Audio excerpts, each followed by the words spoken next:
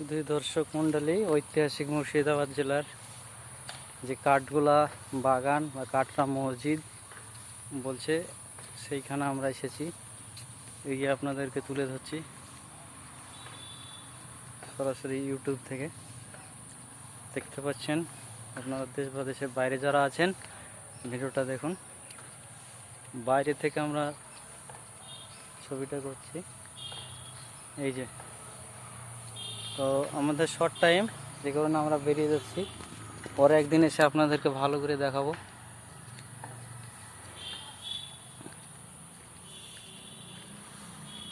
এটা main gate, এটা দিয়ে আমরা প্রবেশ করেছিলাম, দেখা হয়ে গেল।